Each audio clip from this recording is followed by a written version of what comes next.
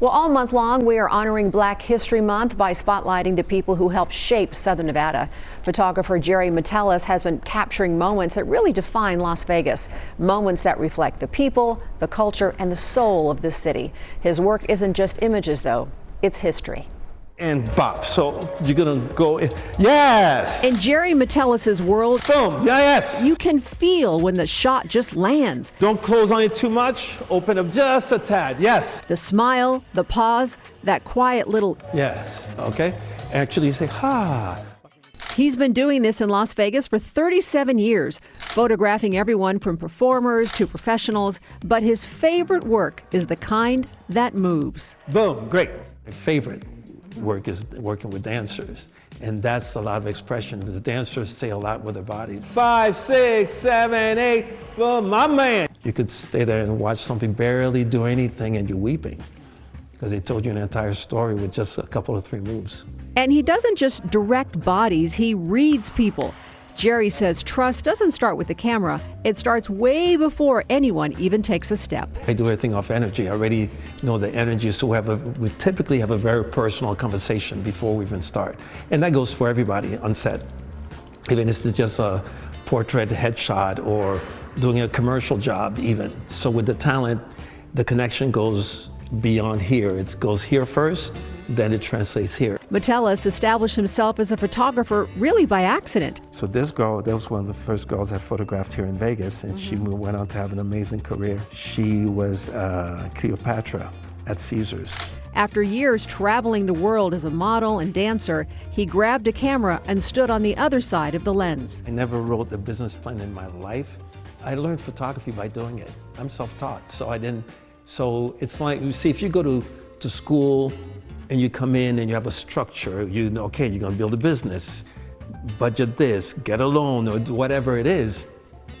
Just went with a big part is intuition. Trusting that inner voice has been a guiding force. But the way he sees people and the way he moves through the world didn't happen by accident. Despite more than 35 years in Las Vegas, it hasn't always been glamorous. It's also been gritty.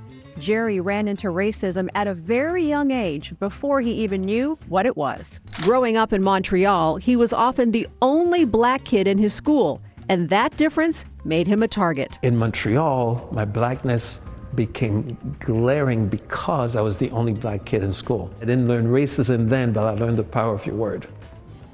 That I could stop things or modify things with using words.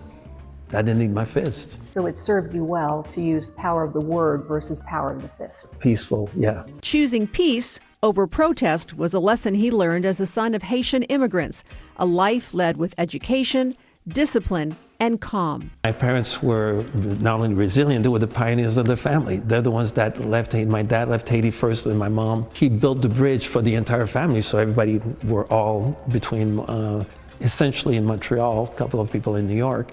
But we all left thanks to my parents. As he got older, he came to understand racism wasn't always loud or obvious. Racism's a sniper. It's got a specific target. Now, you could be standing right next to me, arm in arm, and really caring. When you look down on your chest, you don't see the little dancing red dots.